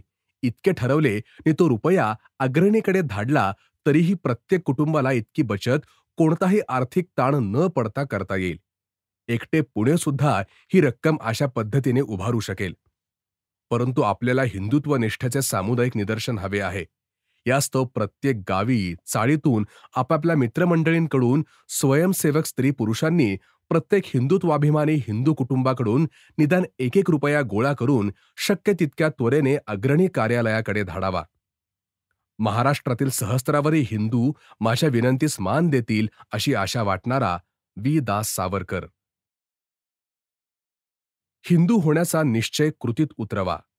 मुसलमानांच्या दंगलीमध्ये त्या काळात नौखालीत साधारणतः 1.5 लाख हिंदू मारले गेले आणि अनेक हिंदूंना बळाने बाटविले गेले.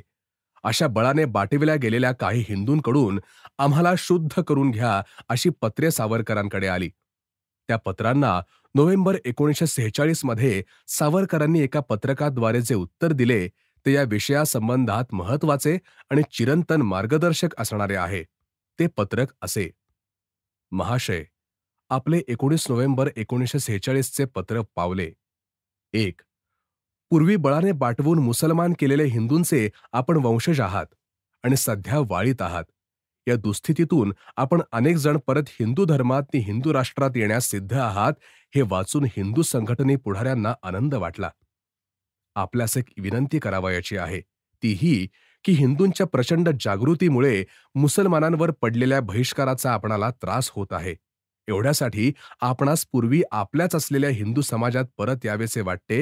हे जरी साहजिक आणि आवश्यक आहे तरी सुद्धा आपण परत हिंदू व्हावे याला त्याहीपेक्षा एक अत्यंत उदात्त आणि स्वाभिमानाचे द्योतक असलेले बलवत्तर कारण आहे. ते हे की आपले पूर्वज आपल्या ह्या सामाजिक हिंदू राष्ट्र मंदिरातून मुसलमानांनी बळाने ओढून नेले त्या पूर्वजांच्या आत्म्यास संतोष देण्यासाठी आणि त्यांच्यावर मुसलमानांनी केलेल्या अन्यायाचा सूड घेण्यासाठी आज आलेल्या सुवर्णसंधीचा लाभ घेतला पाहिजे. हिंदू संघटनाच्या प्रचंड चळवळीमुळे आज हिंदू राष्ट्राचे बळ शतपटींनी वाढले आहे. हे हिंदू राष्ट्र आजच्या आम्हा हिंदूंच्या पूर्वजांचेच काय ते नसून तुमच्या आणि आमच्या पूर्वजांचे सामायिक घर आहे. तेव्हा आपण परत हिंदू होणे म्हणजे स्वतःच्या घरीच परत येणे आहे. अशा बंधुभावाच्या आणि समतेच्या भावनेने आम्ही आपणास आपल्याच पूर्वीच्या घराची दारे पुन्हा उघडू. आपणही त्याच ममत्वाच्या भावनेने हिंदू व्हावे. आजचा हिंदूंनी टाकलेला बहिष्काराचा त्रास नसता तरी मुसलमानांनी आपल्या पूर्वजांच्या केलेल्या छळाचा सूड उगवण्याची आणि त्यांच्या आत्म्यास प्रसन्न वेण्याची संधी आपण वाया दवडण्यासारखी नव्हती. 2. आपण म्हणता तशी परिषद आता पुन्हा नव्याने भरवण्याची आवश्यकता नाही. आपणास संघटनाच्या चळवळीची समग्र माहिती नसावी म्हणून खालील 2-3 गोष्टी लिहितो. अशा परिषदा सर्वत्र हिंदुस्थानभर हिंदू सभेच्या आर्य समाजी प्रभृती पंथांच्या संमेलनात आणि शंकराचार्य सुद्धा मोठमोठ्या पंडितांच्या सभातून भरल्या आहेत. बळाने बाटविलेल्या नव्हे तर जन्मतःच जे अहिंदू सुद्धा स्वेच्छेने हिंदू राष्ट्रात परत घेण्यात आलेच पाहिजे. अशा अर्थाचे शेकडो ठराव गेली 10 वर्षे तरी झाले आहेत आणि होत आहेत. गेल्याच आठवड्यात प्रत्यक्ष काशी येथील पंडितांच्या फार मोठ्या सभेत वरील आशयाचे ठराव एकमताने संमतीले गेले. बळाने बाटविलेल्यांना तर नुसत्या रामनामाच्या उच्चाराने शुद्ध होऊन हिंदू धर्मात येता येईल असा पंडितांनी निर्णय दिला. दुसरी गोष्ट अशी की नुसते असे ठराव झाले इतकेच नाही तर अशा सहस्रावधी मुसलमान ख्रिश्चनांचे शुद्धीकरणाचे मोठमोठे समारंभ होऊन त्यांना हिंदू धर्मात परत घेण्यात आले आहे. मलकाना रजपूत लोकांच्या 40,000 वर लोकांना स्वामी श्रद्धानंदांच्या काळापासून आत्तापर्यंत शुद्ध करून घेतलेले आहे. पोर्तुगीजांनी बळाने बाटविलेल्या गावागावातील 10,000 पूर्व हिंदू ख्रिश्चनांना श्री मसूरकर महाराज ह्यांच्या नेतृत्वाखाली गोमांतकात शुद्ध करून घेतले आहे, हे आपणही ऐकले असेल. इतकेच नव्हे तर ते आता हिंदू समाजात एकरूपही होऊन गेलेले आहेत. त्यांची सर्व धर्मकार्ये आणि व्यवहार हिंदू समाजात मिळून मिसळून निर्विघ्नपणे होत आहेत. ही दोनच ठळक आणि प्रत्यक्ष उदाहरणे आपली शंका निरसण्यास पुरेशी आहेत. वास्तविक आज प्रत्येकी बहुतेक हिंदू सभा शाखा आणि आर्य समाज शाखा शुद्धीकृतांची लग्नेही हिंदू समाजात घडवून आणीत आहेत.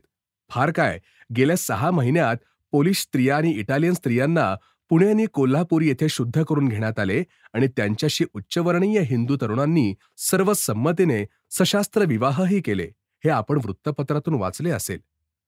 रत्नागिरीच्या जिल्हा हिंदू सभेनेच गेल्या 20 वर्षात 300-400 मुसलमान ख्रिश्चनांना शुद्ध करून घेतले आहे. 3. तरीसुद्धा आपल्या समाधानासाठी एक गोष्ट आणखी करू. आपले विशेष संबंध महाराष्ट्राशी येणार. हिंदू सभेचे वतीने लवकरच बार्शी येथे हिंदू परिषद भरावयाची आहे. त्यात आपण म्हणता तसा निस्संदिग्ध ठराव बाटलेल्या मुसलमान ख्रिश्चनांना हिंदू धर्मात आणि हिंदू समाजात घेण्याविषयी होईलच. जर मोठ्या गटानेच आपले लोक शुद्ध होतील तर 1,000 पर्यंत उच्चवर्णीय हिंदूंसह त्या शुद्धीकृत हिंदूंचा एक मोठा सहभोजन समारंभही घडवून आणण्यात येईल. आजपर्यंत असे 50-50 हजारांचे सहभोजन समारंभ हिंदुस्थानभर घडवून आणल्याचे आपणास विदित असेलच. श्री गद्रे, मुंबई प्रांतिक हिंदू सभेचे आजचे अध्यक्ष, यांचे झुणका भाकर सहभोजने तर प्रसिद्धच आहेत. प्रत्यक्ष मुंबईत गेल्या 10 वर्षात पूर्वी बाटविलेल्या शतावधी ख्रिश्चनांचे मोठमोठे शुद्धी समारंभ होऊन त्यांना परत हिंदू धर्मात घेऊन सवर्ण हिंदूंचे सर्वाधिकार देण्यात आले. इतकेच नव्हे तर ते आज हिंदू समाजात सरमिसळपणे तसे बेखटक मिसळूनही गेले आहेत. ब्राह्मणांच्या शतावधी हिंदू स्त्रियांनीही त्यांचे स्त्रियांसह अखिल हिंदू हळदी कुंकू आणि सहभोजन समारंभ प्रसिद्धपणे साजरे केले. 4. वरील स्पष्टीकरणाने आपल्या बहुतेक अडचणी निरसल्या जातील आणि आपण आपल्या सर्व गटांसह आपल्याच पूर्वजांच्या हिंदू धर्मात आणि हिंदू राष्ट्रात परत येण्याचा निश्चय कराल, अशी प्रबळ आशा आहे. कार्य करण्याचे निश्चित झाले की मध्ये येणाऱ्या बारीक सारीक अडचणी निवारल्या जातील, यात शंका बाळगू नये. कार्याचे आधीच फार घोळ मात्र घालीत बसू नये. 5. रत्नागिरी, कुलाबा आणि मुंबई येथील प्रख्यात हिंदू पुढारी श्री रामभाऊ मंडलिक, MLC हिंदू सभेच्या तिकिटावर निवडून आलेले आणि महाराष्ट्र प्रांत हिंदू सभेचे कार्याध्यक्ष धर्मवीर बापूराव जोशी महाड, श्री अनंतराव गद्रे, अध्यक्ष मुंबई प्रांतिक हिंदू सभा यांच्यासह आणि महाराष्ट्राचे प्रख्यात हिंदू संघटने पुढारी धर्मवीर अण्णाराव भोपटकर, श्री मसूरकर महाराज आणि श्री पांचलेगावकर महाराज यांच्याशी पुढील पत्रव्यवहार अवश्य करावा. परंतु मुख्य गोष्ट म्हणजे आता यापुढे फार घोळ न घालता आपल्या गटाचा शुद्ध होऊन परत हिंदू धर्मात येण्याचा निश्चय आधी कार्यवाहीत आणावा आणि तसे केल्यास आम्हास कळवावे. अडचणींचा बाऊ करू नये, म्हणजे अर्ध्या अडचणी आपोआपच नाहीशा होतील. 6. जर क्वचित आपला सारा गट हिंदू होण्यास एकदम सिद्ध न झाला तर जे सिद्ध असतील त्यांची शुद्धी प्रथम उरकून घ्यावी. 10-5 कुटुंबे किंवा 4-2 व्यक्ती प्रथम उघडपणे शुद्ध होण्यास सिद्ध असल्यास त्यांनी शुद्ध होऊन दाखवावे. आम्ही वरील वैयक्तिक शुद्धीही करण्यास सिद्ध आहोत. त्या व्यक्तींच्या धाडसामुळे मागे राहणारा गटही सामुदायिक शुद्धीस सिद्ध होईल.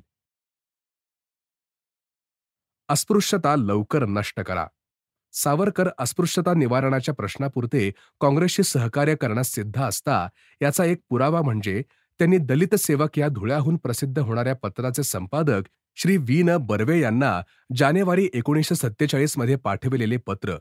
ते पत्र असे: वर्तमानपत्रातून वाचले की काँग्रेस हिंदू महासभा प्रभृती संस्थातील सर्व हिंदुत्वनिष्ठ कार्यकर्त्यांनी पक्षनिरपेक्ष अशी एक फळी उभारून अस्पृश्यतेचे उच्चाटन करण्यासाठी कान्हदेशात त्या घातक रूढीवर आणखी एक चढाई करण्याचे कार्य हाती घेतले आहे. इतकेच नव्हे तर जन्मजात म्हणविणाऱ्या परंतु वस्तुतः आज केवळ पोथीजात असलेल्या जातीभेदाच्या उच्चधनार्थही आणखी एक संघटित फळी उभारून एका अखिल हिंदू सहभोजनाचाही धूमधडाका कान्हदेशभर उडवून देण्यास सक्रिय आरंभ केला आहे. हे वृत्त जर वाचण्यात आले तितक्याच प्रमाणावर खरे असेल तर हे आंदोलन अगदी सामायिक आणि अभिनंदनीय आहे. जर क्वचित माझी प्रकृती सुधारून सार्वजनिक कार्यात पडण्याइतकी शक्ती आली, तर ह्या अस्पृश्यतेच्या नि पोतीजात जातीभेदाच्या उच्चाटनाचे कार्यच निदान 1-2 वर्ष तरी करावे आणि त्या घातक रूढीवर आणखी एक अखिल भारतीय चढाई करावी, असे वारंवार मनात येते. इतके हे कार्य मला केवळ हिंदू संघटनार्थच नव्हे, तर मानवी संघटनार्थही आवश्यक वाटते. ह्याच विषयावर दुसरे एक पत्रक सावरकरांनी रत्नागिरी येथील साप्ताहिक बलवंतला पाठविले. त्याचा आशय असा: रत्नागिरीची बहुतेक प्रमुख देवालये पक्षनिरपेक्ष अखिल हिंदू समाजाने पूर्वास्पृश्यांसह सर्व हिंदूंना खुली केली, हे वाचून आनंद झाला. त्याविषयी रत्नागिरीच्या बांधवांना धन्यवाद. आता हे योग्य दिशेने पुढे पडलेले पाऊल कोणाच्याही चोरवाटेने मागे घेण्यात येऊ नये, याविषयी मात्र निदान आणखी 10 वर्षे तरी आपण सर्वांनी जपले पाहिजे. रत्नागिरी नगराने हे पुण्यकृत्य जसे केले, तसे हे सर्व जिल्हाभरही त्या त्या ठिकाणच्या हिंदूंनी केले पाहिजे. येत्या 3-4 महिन्यांच्या आत रत्नागिरी जिल्ह्यातही सर्व मंदिरे अखिल हिंदूंना उघडी झाली आहेत, अशी वार्ता येऊन महाराष्ट्रातील सर्व जिल्ह्यात ह्या एक महत्कार्यी तरी रत्नागिरी जिल्ह्याने अग्रपूजेचा मान मिळवावा, अशी माझी उत्कट इच्छा आहे. अस्पृश्यतेचा प्रश्न आज केवळ सामाजिक राहिला नसून तो आपल्या हिंदुस्थान देशाच्या अखंडत्वासही सुरुंग लावू पाहत आहे.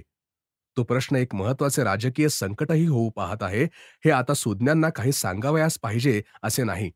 पण त्या अस्पृश्य शब्दातील तेवढा जर आपण एका वर्षात मारून टाकू, तर आपल्या हिंदू राष्ट्राच्या अखंडत्वास पडणारे एक खिंडार तरी आपण पडू न देता तटाची ती बाजूसुद्धा अभेद्य ठेवू शकू. पंजाबचा प्रश्न. देशाची फाळणी होणार याचे सावरकरांना अतिशय दुःख होत होते. तेव्हा यातून मार्ग काढण्यासाठी, या दुर्घटनेचा आपल्या उरलेल्या शक्तीनुसार प्रतिकार करण्यासाठी सावरकरांनी फेब्रुवारी 1947 मध्ये एक पत्रक काढून सूचना केली. गांधीजींनी काँग्रेस हे दोघेही हिंदूंचे खरे प्रतिनिधी नाहीत.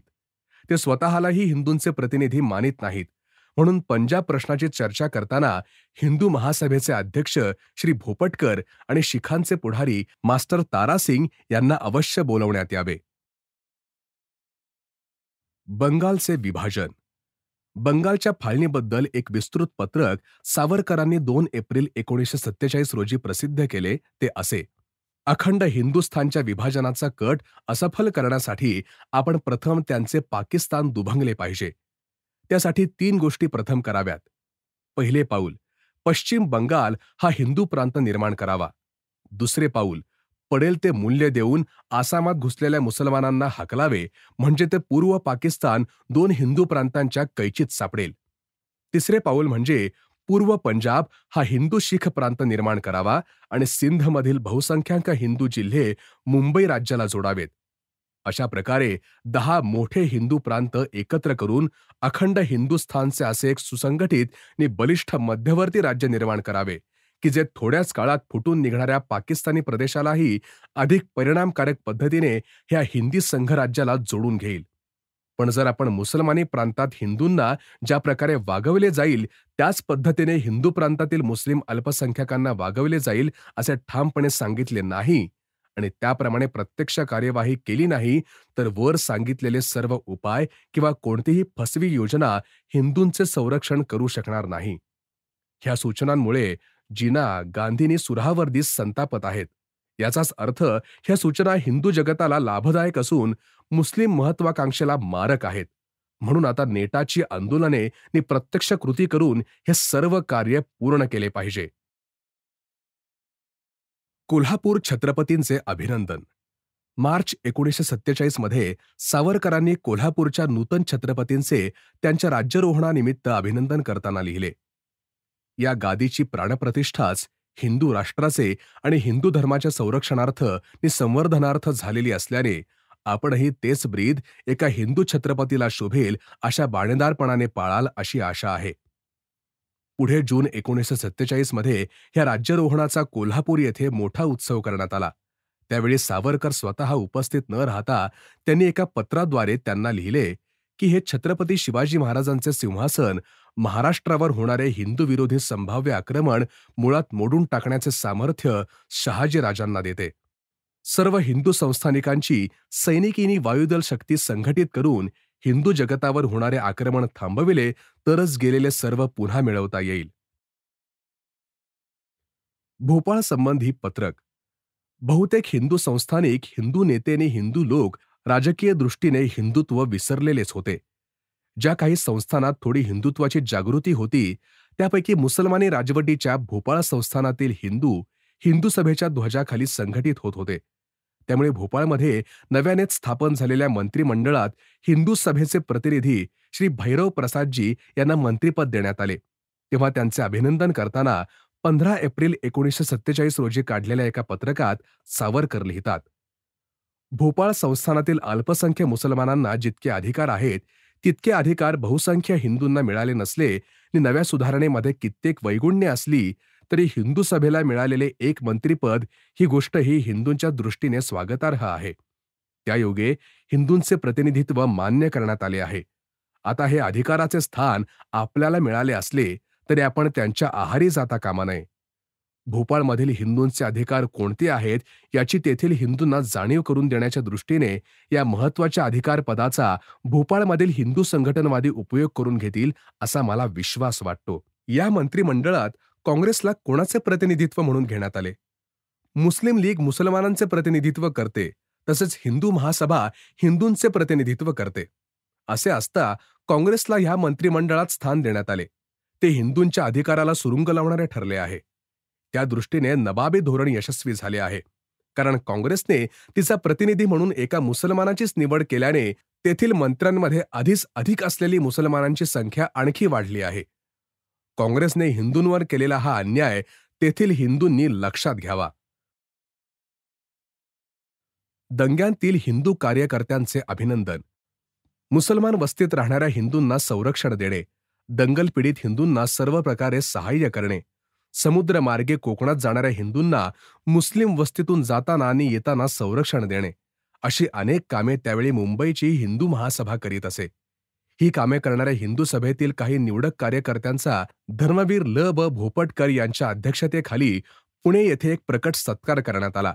या सत्कारात सहभागी होताना सावरकरांनी एप्रिल 1947 मध्ये एका पत्रकाद्वारे जो संदेश पाठविला तो असा, मुंबईच्या कार्यकर्त्यांचा सत्कार करण्यात आक्रमकांचा शौर्याने प्रतिकार करणाऱ्या मुंबईतील सहस्त्रावधी हिंदूवीर स्त्री पुरुषांचाच हा आपण सत्कार करीत आहोत. आत्मसंरक्षणाच्या कामी सर्व हिंदू जर असेच शूर असते तर दंगे करण्याचे धाडस कोणासच झाले नसते. तेव्हा नैर्बंधिक विरोचितनी निश्चयी प्रतिकारापुरतेच बोलायचे तर कुलाबा जिल्ह्यातील हिंदू संघटनवाद्यांनाही आपण प्रथम वंदिले पाहिजे.